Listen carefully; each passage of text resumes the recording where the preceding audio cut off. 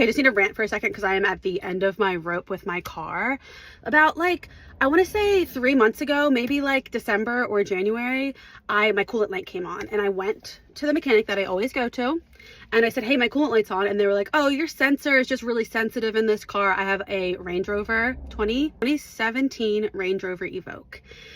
Your sensor in this car is just really sensitive. Let me top you off. He tops me off. A couple of days later, the light comes on again. A few weeks later, I need an oil change. So I go back to the same mechanic and I'm like, hey, I need an oil change. And by the way, my coolant light's on again. They do the oil change. They do like the full service, whatever. I ended up needing some other things too. And for my coolant light, they were like, okay, we went inside. They charged me like $180 just to open like the thing. I don't really know.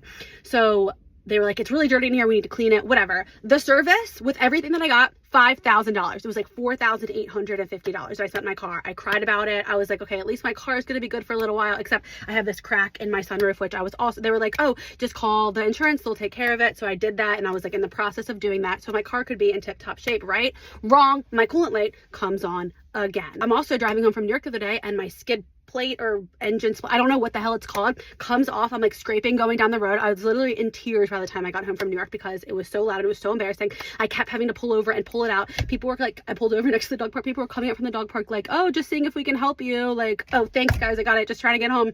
Like literally in tears. Okay, so next day, take it to the dealership. I'm like, hey, my coolant light is still on after I paid $5,000 to get it fixed. They just called me. I need a new radiator. Oh, it's leaking. Guess what? Another $5,000 fucking dollars. Like I don't know what to do. That's so much money that I put in this car. This is also going to be $6,000. My insurance is covering some of it, not all of it. Like, I don't know what to do. Do I need to get a new car?